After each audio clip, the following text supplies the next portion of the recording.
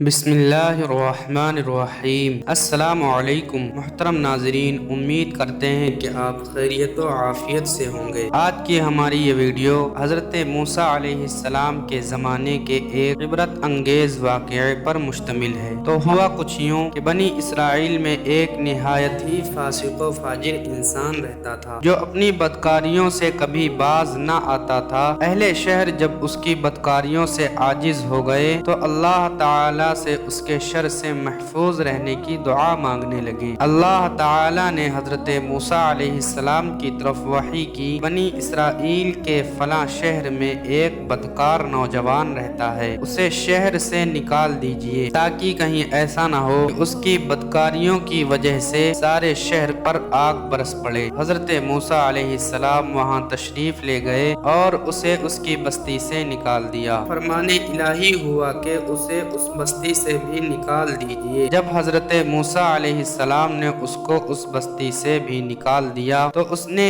ایک ایسے غار پر ٹھکانہ بنایا جہاں نہ کوئی انسان تھا اور نہ ہی کسی چرند پرند کا گزر تھا۔ قرب و جوار میں نہ کہیں آبادی تھی اور نہ دور دور تک سبز کا کوئی اتا پتا تھا۔ اس غار میں آ کر وہ جوان کچھ دن رہتا ہے اور کچھ دن رہنے کے بعد بیمار پڑ جاتا ہے۔ جب وہ نوجوان بیمار ہو گیا تو اس کی تیمارداری کے لیے کوئی شخص بھی اس کے آس پاس موجود نہ تھا جو اس کی خدمت کرتا۔ وہ ضعف و ناتوانی سے زمین پر گر پڑا اور یکا یک کہنے لگا، اے کاش اس وقت اگر میری ماں میرے پاس موجود ہوتی تو مجھ پر شفقت کرتی اور میری اس بے کسی اور بے بسی پر روتی۔ اگر میرا باپ ہوتا تو میری نگہبانی نگہداشت اور مدد کرتا۔ اگر میری بیوی ہوتی تو میری جدائی پر روتی۔ اگر میرے بچے اس وقت موجود ہوتے تو کہتے، اے رب ہمارے عاجز گنہگار اور بدکار مسافر باپ کو بخش دے جسے پہلے تو شہر بدر کیا گیا اور پھر دوسری بستی سے بھی نکال دیا گیا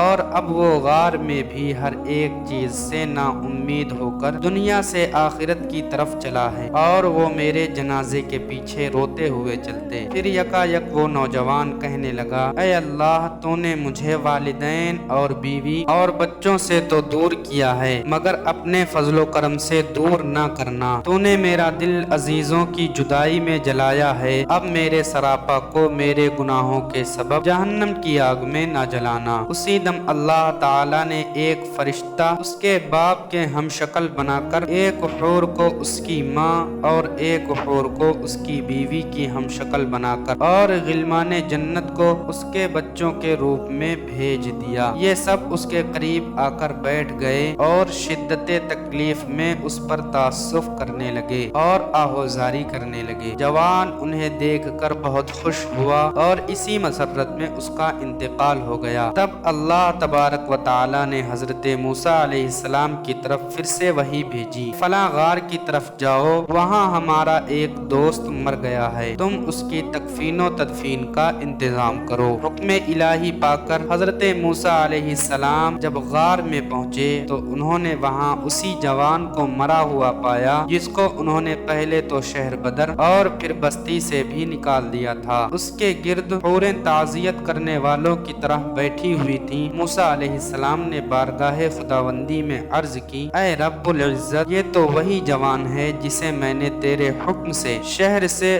اور بستی سے نکال دیا تھا۔ رب العزت نے فرمایا، اے موسیٰ، میں نے اس کے بہت زیادہ رونے اور عزیزوں کے فراق میں تڑپنے کی وجہ سے اس پر رحم کیا ہے اور فرشتے کو اس کے باپ کی اور حور و غلمان کو اس کی ماں بیوی اور بچوں کے ہم شکل بنا کر بھیجا ہے جو غربت میں اس کی تکلیفوں پر روتے ہیں۔ جب یہ مرا تو اس کی بیچارگی پر زمین و آسمان والے بہت روئے اور میں تو ارحم الراحمین ہوں، پھر کیوں نہ اس کے گناہوں کو معاف کرتا، تو میں نے اس کے تمام گناہوں کو معاف کر دیا۔ محترم ناظرین، ویڈیو آپ کو اچھی لگی ہو تو ہماری حوصلہ افزائی کے لیے ویڈیو کو لائک اور شیئر ضرور کریں۔